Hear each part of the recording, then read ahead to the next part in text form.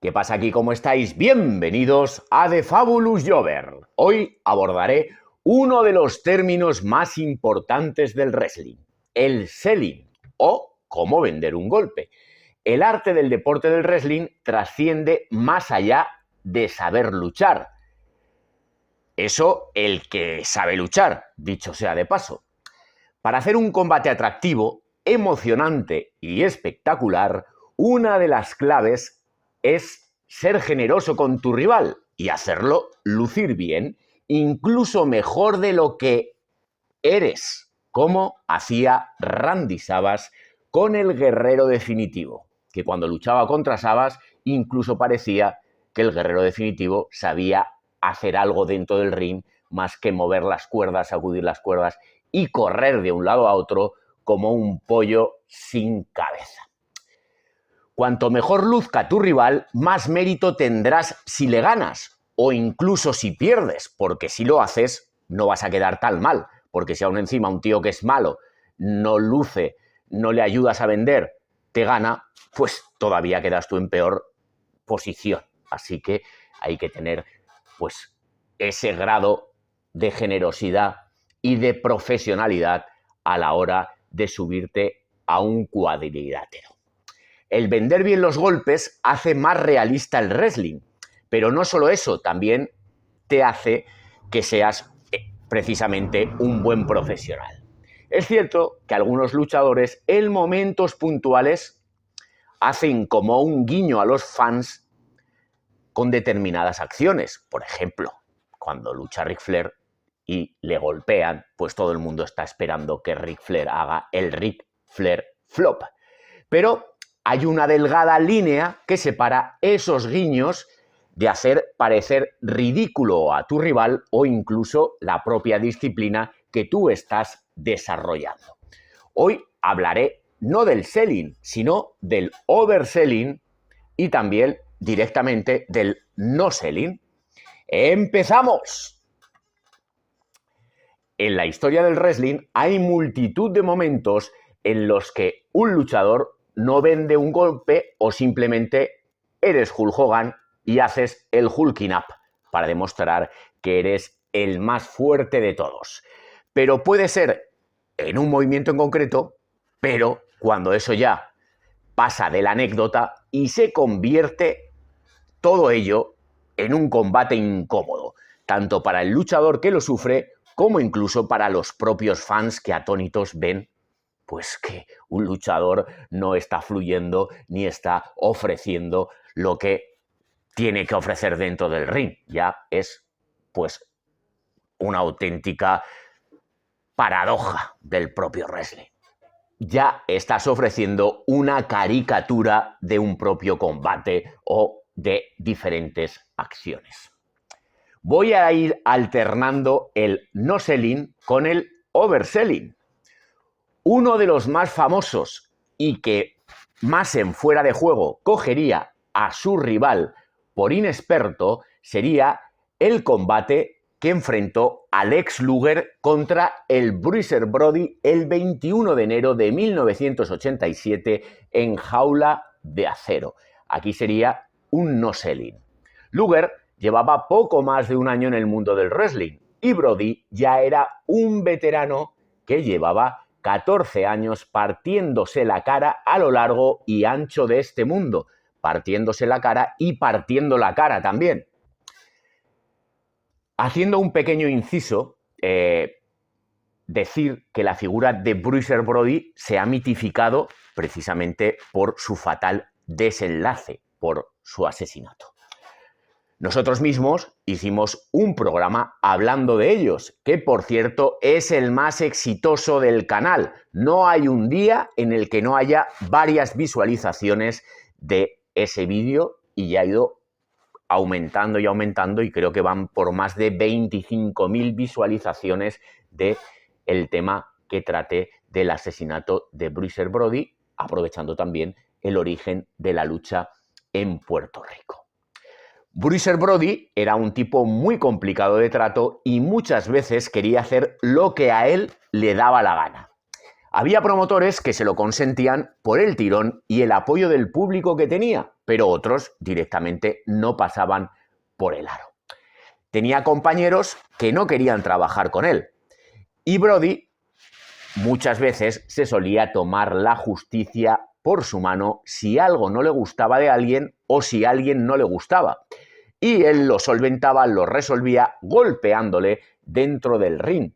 Ahí sí que no había escapatoria. Un tío enorme, un tío bruto, un tío que sabía pegar y que quería poner en su sitio a alguien. Y sobre un ring, ¿que vas a llamar a la benemérita? Pues no.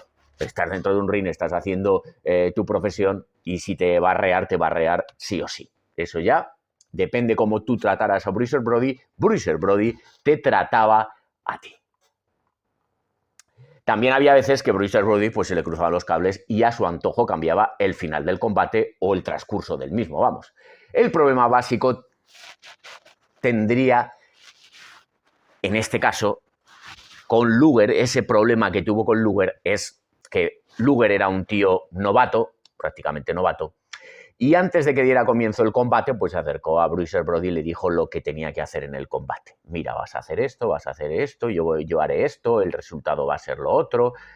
Y entonces Brody se quedó mirando y diciendo, pero este tío, ¿qué me está contando a mí? No le dijo nada y esperó a subir al ring. Comenzó el combate y todo parecía transcurrir como debería, hasta que a Brody, pues, tuvo ahí un cortocircuito y dejó de cooperar ante la estupefacción de Luger y del árbitro, que era Bill Alfonso. Conociendo su reputación, pues ya sabían que eso no iba a salir nada bien. Luger, visto lo visto, intentó salir de la jaula por la puerta, pero la puerta estaba cerrada, así que trepó por ella ante la imposibilidad de escapar por la vía normal, subió por la jaula y salió del cuadrilátero, lo que llevaría a un no contest de este combate. Algunos dicen que Luger salió despavorido, subiéndose a su coche y huyendo de allí, precisamente porque no sabían lo que iba a hacer luego Luger. Luger dijo en una entrevista, al ser preguntado por el asunto, que al acabar se dirigió a Bruiser Brody para pedirle explicaciones, pero no por los actos de Brody, sino por si Luger había cometido algún error o había hecho algo que le había molestado a Bruiser Brody y por eso había actuado así. Al parecer Brody lo que dijo es que él era face en ese territorio siempre y que el ascenso del ex Luger pues, al top era siendo face y era un face contra face y a él no le parecía bien esa rivalidad y básicamente porque Luger no sabía luchar, vamos, y decía, este tío ¿quién es? Este tío es un figurín que tiene cuerpo de culturista o es un culturista, pero no es un luchador. Así que aquí el que manda soy yo. Luger realmente tuvo miedo porque él era un novato, entonces sabía que Bruiser Brody se lo comería con patatas en el caso de que le diera por arrearle de verdad. Volviendo al carácter de Brody, tuvo grandes amigos en el negocio e incluso mostró gran respeto con leyendas consolidadas. O sea, que no es que fuera problemático con todo el mundo, no era Brody contra el mundo, sino que por algunas circunstancias determinadas, pues había gente que no le caía bien, había promotores con los que no quería trabajar y entonces no quería tampoco quedar en ridículo ante un mal buqueo y esos eran básicamente pues los problemas y las circunstancias que llevaban a Brody pues a actuar de ese modo. Brody, por ejemplo, lo que os decía de respeto, usaba el nombre o sobrenombre de King Kong Brody, pero cuando coincidió con Angelo Mosca, pues un mítico jugador de fútbol americano, además era luchador canadiense, entrenador, era un tío que tenía pues mucho prestigio y tenía todo el mundo gran respeto por él, pues también lo demostró Bruiser Brody cuando cogió y se cambió ese sobrenombre para que no tuviera el mismo. Entonces ahí se ve que Bruiser Brody no es que actuara con todo el mundo como un abusador o como alguien que se tomara la justicia por su mano, sino que en este caso dice, aquí está King Kong Mosca, y por toda la trayectoria profesional que tiene y por la leyenda que es, pues yo le brindo el respeto de retirar este sobrenombre. Este sería el primer no-selling, por ejemplo, del día de hoy. Y ahora vamos con el overselling. Y uno de los overselling más recordados es el que hizo Shawn Michaels contra Hulk Hogan en el SummerSlam del 2005. Lo curioso es que cuando lo hizo, Shawn Michaels ya era un ser de luz y había combatido contra sus demonios. En este caso, dejó aparte toda esa bondad para reírse de Hogan y de los espectadores. Iba a decir lo siento mucho, pero qué coño, no lo siento en absoluto. De nuevo, en este caso, demuestra la falta de profesionalidad de la que ha hecho gala a lo largo de su carrera el señor Shawn Michaels. Dejar en ridículo a Hogan, por muy Hogan que sea, y privar a los espectadores de un combate a la altura de las circunstancias, pues desde luego que no es de ser un gran profesional. Un gran profesional se mide por toda una trayectoria, no vamos a decir impoluta, porque nadie tiene una trayectoria impoluta, ni nosotros, ni yo, que no soy nadie, pues siempre se ha cometido algún error del cual te puedes pues arrepentir o no, te tratas de resarcir o no, pero el señor Shawn Michaels aquí pues volvía a caer en ese ego desmesurado que tuvo y que tenía. Ahora ya no lo sabemos, no sabemos en qué tiene puesta la vista, sobre todo porque no mira muy de frente, entonces no sabemos lo que está mirando. Pero bueno, aquí Michaels se dedicaría en este combate a exagerar todos y cada uno de los golpes, llaves y proyecciones que le aplicaba Hogan.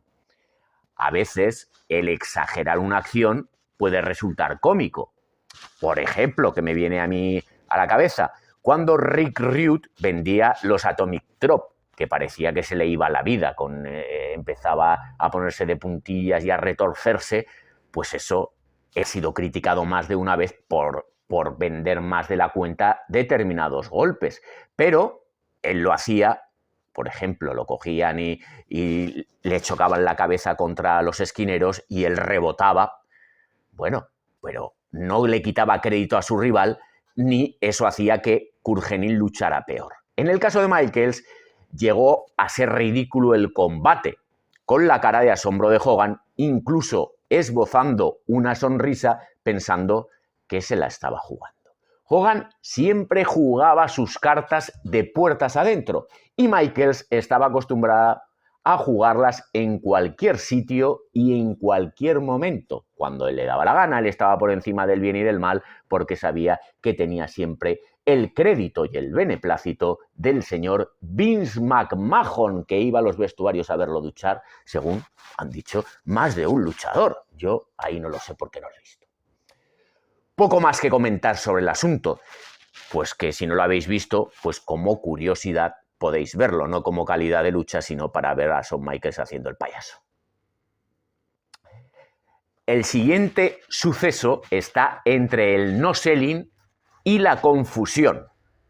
El de poner a prueba a una estrella emergente sin conocimientos básicos de wrestling y casi que se convirtió en una pelea real. Tampoco tanto porque el novato no sabía qué hacer. Nos vamos al 9 de febrero de 1998. Steven Regal se enfrentaría a Bill Goldberg en El Paso, Texas. Imaginaos la situación. Billy Goldberg era una fuerza imparable, una fuerza que en cuestión de 1 o 2 minutos liquidaba a sus oponentes. Con 2-3 movimientos, no por el tiempo, sino porque ya no daba para más, no sabía hacer otra cosa, pero era algo que funcionaba y funcionaba muy bien. Era un personaje que asombraba a propios y extraños. La gente coreaba su nombre y estaba esperando a verlo sumar victoria tras victoria para ir aumentando su racha y su leyenda. Ahí se veía a la gente con los carteles, con el número de combates que había ganado y que iba incrementando día tras día. Había veces que en una semana había ganado 50 combates y solo había luchado uno, pero bueno, ahí llegó la racha. ¿Cómo es posible que este tío llegara a 173 combates invicto si no había luchado más que 50 o 60?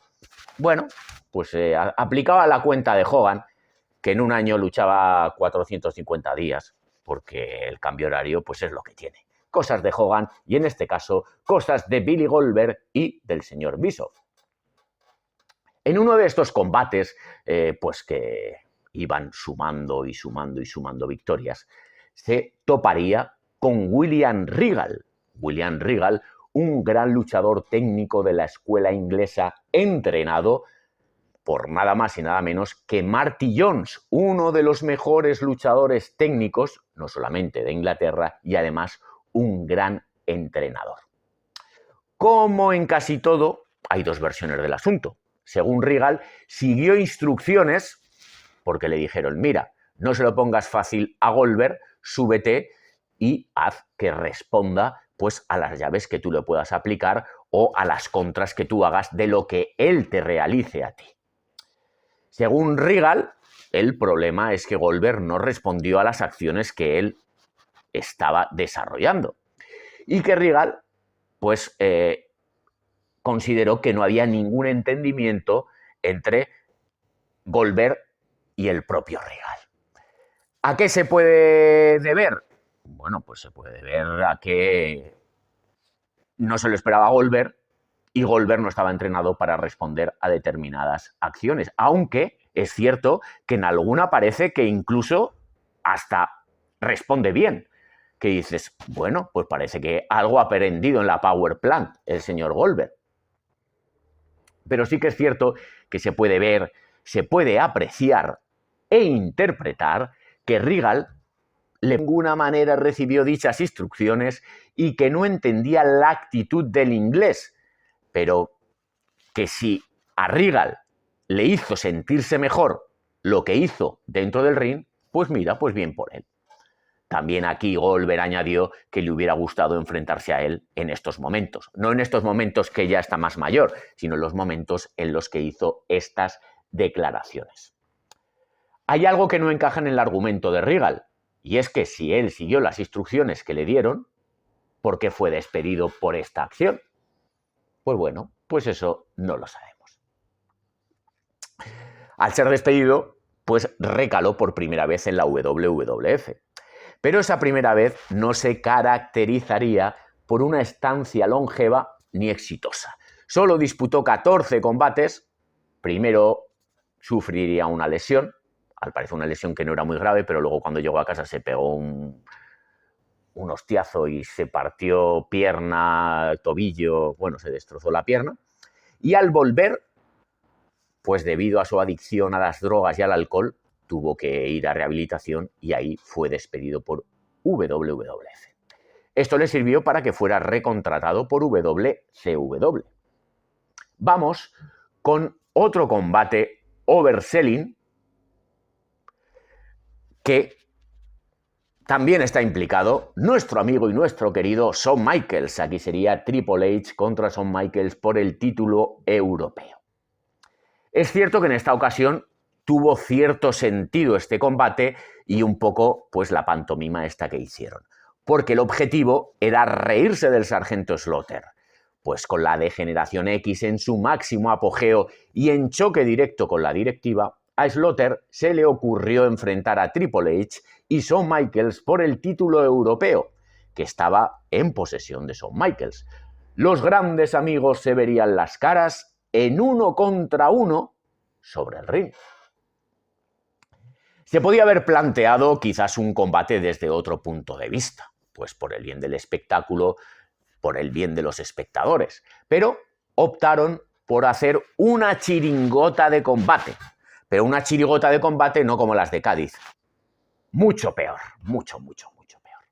Michaels tenía el título europeo en su poder, título que desde luego no necesitaba para nada. Se lo ganó al Bulldog no sé con qué propósito, pero bueno, lo que querían era regalárselo a Triple H y así lo hicieron y lo materializaron en este combate. En este combate se ve a Michaels haciendo de Michaels antes de redimirse, o sea, siendo más Michaels que nunca. Este combate, si mi memoria no me falla, fue en el 97. Entonces estaba en pleno apogeo de todo el señor Michaels. El combate fue un ridículo sin más. Ahora vamos con otro no selling, además con luchadores peligrosos los dos. Sid Justice, en este caso, Sid Vicious en WCW, Psycho Sid en WWF o simplemente Sid. O como cuando luchaba en CWA cuando debutó y se inventaron ese personaje de Lord Humongous. En este caso, Sid lucharía contra Hércules Hernández, luchador que, según dicen en comentarios de otro de mis vídeos, fue el primer luchador español en luchar en WWE. Sí, Hércules Hernández, de ascendencia asturiana, como decía nuestro gran amigo José Luis Ibáñez. Un saludo a José Luis Ibáñez, que hace mucho que no le saludo y que me acuerdo mucho de él. Un saludo, JL. Hernández tenía una larga trayectoria en el mundo del wrestling. Debutó en 1979 después de ser entrenado por el gran Hiro Matsuda. Comenzó a luchar en Florida, en el sureste, en San Luis, en Georgia, en Mid-South y en Japón, desarrollando diferentes personajes, incluso luchando el mascarado, siendo Mr. Wrestling 2. Aquí hay un lío, porque le llaman Mr. Wrestling 2, pero ya había un Mr. Wrestling 2, entonces también lo llaman Mr. Wrestling 3, para que no se confundiera con Mr. Wrestling 2, pero luego simplemente le llamaban Mr. Wrestling. También hace falta narices para llamar a Hércules Hernández Mr. Wrestling. Pero bueno, también hay luchadores españoles que son los mejores de España. Todos son los mejores de España. Todos han hecho la mejor carrera este año. Todos son buenísimos. Me alegro por ellos, claro que sí, hombre. Lucharía también como el Super Invasor o como el Asesino 2. En 1985 llegaría a WWF. Hernández tenía su carácter, a veces más complicado y a veces menos complicado, depende de la etapa en la que se encontrara. Tan complicado era su carácter que, por ejemplo, en 1985 sería despedido de la Federación de Florida, la CWF, por un altercado en vestuarios, hecho que le llevaría a firmar por WWF, porque al ser liberado en ese año 85 llegaría la empresa de Vince McMahon. Hércules era uno de los tipos que encajaba con ese físico de Vince y entró con fuerza en la empresa, pero poco a poco fue perdiendo estatus. Luego probaría en la división por parejas con Poder y Gloria, acompañado de Paul Roma. El combate en discordia sería el que le enfrentó a Sid en el Madison Square Garden después de haber hecho su turn heel al tener ese final de Royal Rumble 92 tan abrupto para Sid, que ya se veía ganador y retador. No, retador no, porque el que ganaba el título. Así que ya se veía campeón del mundo, pero ahí estaba Ric Flair, que no podía ser otro. ¿Quién iba a ganar el mejor Royal Rumble, Royal Battle de la historia? La del año 92. Pues el mejor de la historia, no podía ser de otra manera. ¿Mejor Royal Rumble de la historia? La ganó el mejor luchador de la historia y además convirtiéndose por primera vez en campeón de la WWF. Sid, ese año 92, estaba recibiendo un push, pues a ver qué salía de ahí. Y Hércules era la vía para que adquiriera más credibilidad. Pero parece ser que Hércules no estaba muy de acuerdo, sobre todo por la promo previa al combate que Sid haría micro el mano dentro del ring. Ahí se metería con Hogan, porque era su rival directo, rival en el que iba a combatir en la WrestleMania 8, en la WrestleMania con 2 Main Event. Pues ahí se metió con Hogan y también tildaría a Hércules Hernández de cobarde. Ahí ya se ve la cara de Hernández un poco extraña diciendo, pero este tío de qué va. El combate no duró mucho, llegaría a 2 minutos, 1 minuto y pico, y Hernández no haría nada en contra de su rival. Lo único, ponerse las manos en la cabeza al recibir el finisher de Justice y sentarse nada más recibirlo. O sea, lo recibe, no lo vendió en absoluto, se sentó, pues se mesó los cabellos y dijo, pues mira, aquí estoy, porque he venido, aquí estoy. Antes de que acabara, de que se fuera del combate, pues los comentaristas, que en este caso eran Gorilla Monsoon y Bobby the Brain Heenan, como no sabían qué decir, lo que dijeron era, jamás Hércules Hernández ha perdido un combate tan rápido. O sea, era lo único que podía decir, no podía decir que finisher más bueno, que finisher más devastador, como ha dejado a Hércules Hernández, no, porque se levantó tal cual. Solo podían atacar por la historia de que había perdido el combate por la vía rápida. Ante eso, cuando no vendes los golpes de tu rival, pues lo deslegitimas. Ya no tiene el poder devastador. Y es lo que hizo Hernández al perder. Yo pierdo, pero no a cualquier precio. De hecho, al perder, incluso estaba ahí riéndose. Quedó un poco extraño todo, pero extraño es también que luego esa misma noche hubo una batalla real en el Madison Square Garden donde estuvieron todos involucrados y ahí no pasó nada. Ahí transcurrió como debía de transcurrir. O sea que o le llamaron la atención, o se dio cuenta él, o simplemente lo que quería era pues coger y en este combate plantarse y decir, aquí estoy yo. Luego ya sigo como lo he hecho en toda mi carrera y en toda mi vida. Vamos ahora con un gran vendedor de golpes, que ha sido siempre comparado con Kurt Hennig, con una gran reputación. Estoy hablando de Dolph Ziggler. Ziggler ha estado los últimos 19 años de su carrera vinculado con WWE, hasta que al parecer ya no tenía nada que ofrecer y lo liberaron este pasado mes de septiembre. Os podéis imaginar que en 19 años de carrera ha tenido altibajos y ha hecho de todo. Pues 19 años, desde luego, que dan para mucho. 6 veces campeón intercontinental, 2 veces campeón de los pesados, 2 veces campeón de Estados Unidos, 2 veces campeón por parejas de Raw, 1 vez campeón por parejas de SmackDown, 1 vez campeón por parejas ni de Raw ni de SmackDown y además 2 veces campeón de Florida y lo último que hizo fue ser campeón de NXT. Ziggler ha sido un gran trabajador y colaborador en el ring y por él se acuñó ese término del sell good. Eso es por algo, pero se le dice como un atributo positivo, que suma y que refuerza a sus rivales y que lo hace bonito. No que se ría de ellos o que trate de desprestigiar o debilitar a su rival. Dolph cuenta ahora con 43 años y teniendo en cuenta la extensión de las carreras de los luchadores actualmente, sobre todo al llevar hábitos más saludables, es posible y probable que lo volvamos a ver sobre un ring. Para ir concluyendo, recordar uno de los momentos más incómodos del pasado, cuando en un enfrentamiento entre el Gran Antonio y el verdadero Gran Antonio, pero Inoki, se le ocurrió al primero no vender los golpes del japonés, tratando de dejarlo en ridículo.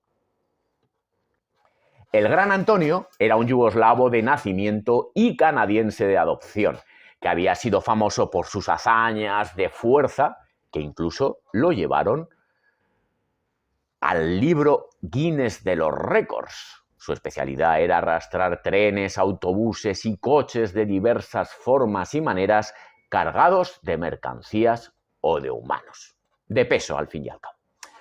Antonio era un tipo que era bastante alto y también bastante corpulento. Y no era además nuevo para el público japonés, dado que en la década anterior a este conflicto, pues ya estaría luchando en la empresa de Rikidozan.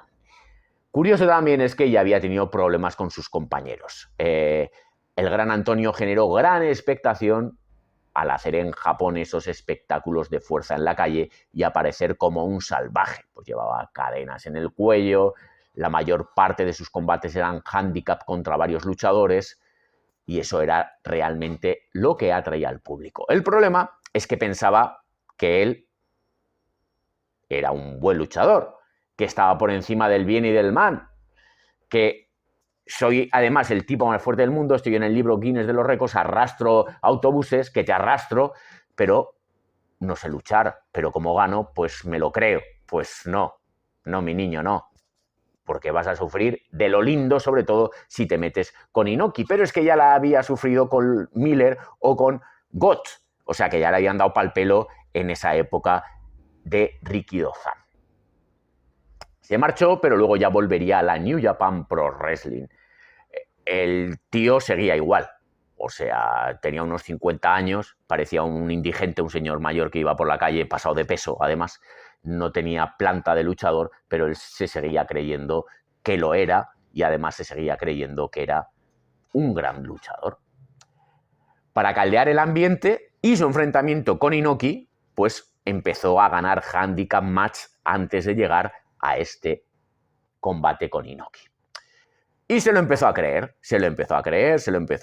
y en su enfrentamiento con Inoki, pues él no se dio cuenta de que estaba luchando contra uno de los mejores luchadores de la historia. Un luchador que además había sido entrenado por los mejores y que en lucha legítima sabía dar y dar bien. El hombre fuerte, el gran Antonio, no tenía habilidad y además cometió el error que ya cometería en su anterior visita. O sea, te metes en el ring y no vendes los golpes de tu rival y además le intentas dar a Inoki de verdad. Entonces Inoki, que era el dueño de la presa, no tenía que dar explicaciones a nadie, cogió y le empezó a dar de la paliza que le dio Inoki. Esto sería el 8 de noviembre de 1977. Ahora ya para acabar, para no extenderos mucho, voy a nombrar rápidamente 3 overselling curiosos. Por ejemplo, The Rock. The Rock ha sido uno de los mejores vendiendo el Stunner de Stone Cold. A finales de los 90, Austin, The Rock y el propio Vince McMahon se echaron a la espalda a la compañía y le dieron la vuelta a los ratings de audiencia, adelantando y enterrando a la WCW. La rivalidad entre Austin y The Rock ha sido una de las mejores de la historia, no por la calidad dentro del ring, pero sí por todo lo que generó, sobre todo a nivel de entusiasmo, a nivel de sentimiento de los fans, pues era algo que estabas esperando a ver qué iban a hacer ahora, a ver a quién iban a insultar, a ver quién se iba a pegar, a ver qué locura iban a hacer. La era Attitude precisamente no se caracterizó por ser un dechado de técnica. No, simplemente subían, eran nombres, eran grandes intérpretes, pero no eran luchadores como tal. The Rock aquí ya se convirtió pues, en un gran orador y también en un intérprete, no sé si mejor que actor o más intérprete en el ring que en Hollywood. Eso ya, por los éxitos que está teniendo últimamente, no sé qué deciros. Como anecdótico, pues comentar el infame Finger Poke of Doom. Ese Finger Poke of Doom fue el principio del fin de la WCW, aunque no solamente sería ese el detonante, sino que en ese nitro del 4 de enero del 99, pues se produjeron diversas circunstancias que hicieron que la gente abandonara la WCW. El barco se hundía y la gente salió pues despavorida a WWF. Aquí simplemente decir que cometieron varios errores, que fue que Goldberg estaba encarcelado, Goldberg tenía que luchar contra Kevin Nash, al final el que luchó fue Hogan, Hogan con un dedo pudo ganar a Kevin Nash, pues eso, horroroso. Luego además Tony Schiavone se le ocurrió decir que en la empresa rival iba a ganar el título del mundo Mankind, y eso supuso que 400.000 espectadores se largaran de WCW a ver la WWF. Eso sí que fue un auténtico despropósito. Bueno, cosas de Hogan, cosas de Bischoff y cosas de una WCW que estaba ya moribunda. Lo último, ya para concluir, sería ese momento en el que Triple H vendió un golpe de Randy Orton, pues en el que parecía que se caía, que no se caía, que me caigo, que no me caigo. Era un dark match, supongo que sería pues para meter al público en el combate y en la velada, pero es cómico. Bueno, por lo menos puede llegar a ser gracioso. Ahí son Michaels esperando subido en la tercera cuerda y agachado a ver si se cae, si no se cae, qué está pasando aquí. Curioso también, que lo podéis ver si os apetece. Ya para concluir, que hasta aquí hemos llegado. Este es el último programa del año. El último, voy a cerrar temporada, quinta temporada un poquito más corta y empezamos ya el año con la temporada 6. Si no habéis visto todos los capítulos, hay más de 150 capítulos a vuestra disposición. Y con respecto al canal, decir que habéis consumido más de 12.000 horas de visualización. 12.000. Hay gente que se pone medallas, no, que es que tengo tantas visualizaciones, pero ¿de qué te sirven las visualizaciones si no te sigue nadie? Y además de eso, no son horas consumidas. A mí me interesa crear una legión de Jovers, que es lo que hay. Jovers y que estén orgullosos de ser Jovers por ver este tipo de programas. Mi programa que aborda de forma muy personal diferentes puntos de vista del wrestling, diferentes historias y además historias que no se dedican pues ni a hablar de repaso de eventos, ni empresas que no le interesa a nadie, pues es un poco así de todo, pues para pasar un rato, media horilla, 40 minutos, todos los lunes, que ya llevamos tiempo y cada vez unir una nueva legión de Jovers. Deciros pues feliz Navidad y feliz Año Nuevo y que volveremos, si no hay ningún contratiempo, el 18 de enero, seguramente con un programa dedicado al lado oscuro de. Y además, como primicia será el lado oscuro de este señor. Los de iVoox no lo vais a saber, no hay spoiler, pero los que están en YouTube sí. El lado oscuro de este señor. Deciros también que seguramente habrá un nuevo Jover, este Jover de honor, que será el hijo de nuestro seguidor Iván. Un saludo, Iván, y enhorabuena. Lo que os digo, aquí lo que interesa es que se vayan sumando Jovers, que veáis programas que os gusten, que comentéis y ya está. Poco más. Chicos, chicas, nos vemos.